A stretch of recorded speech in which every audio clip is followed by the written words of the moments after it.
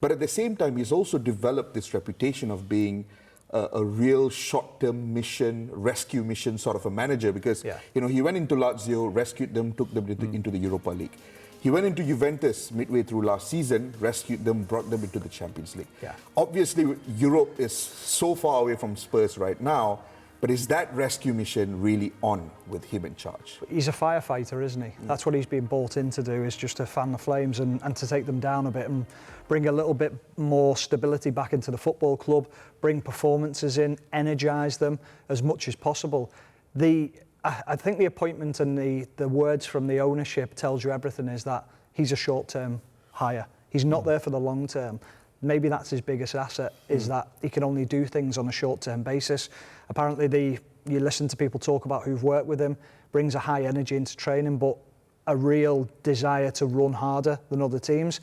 My biggest issue with a change of manager who comes in and plays so differently in terms of a high press, a high tempo, is you're going to pick up injuries because the style of training has to adapt. Now, if you've changed your training style, you're going to pick up injuries straight away.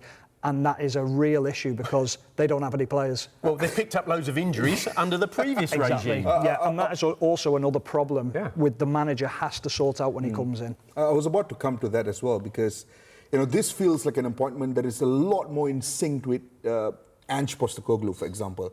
Igor Tudor's sides historically known to be pressing really aggressively, a lot of high turnovers. They win the ball in the final third a lot more than other sides. This is a shift away a little bit from the Thomas Frank brand of football. But with the amount of injuries at Spurs at the moment, would he be wise to alter his approach a little bit? Well, I think as a new head coach, you have to go with what you know, what you trust in, what you believe in, what has got you results at other clubs.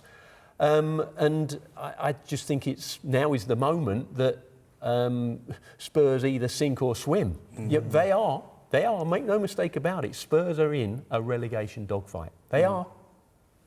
Absolutely, 100%, I'm afraid to say. Yeah. Last season it didn't feel like that. But this year, 4 points away from the relegation zone. As much as you try to sugarcoat the situation, as Gary pointed out, it is what it is. No, it is, and I feel a little bit sorry for Thomas Frank in a way, because I look at the injury record and I think that has affected him, not having key players.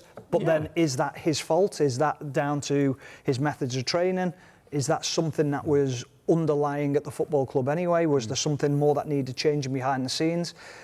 I look at the situation now and just think, is it more than the manager? And we've been saying this for a number of years, but is it the players' attitudes behind the scenes?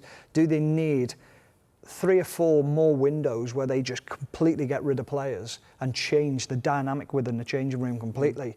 The problem is that if they go down, that is a massive problem for Spurs. That new fancy stadium, the training ground. I mean, they're geared up to be a Champions League team, but they're just not producing it. Yeah.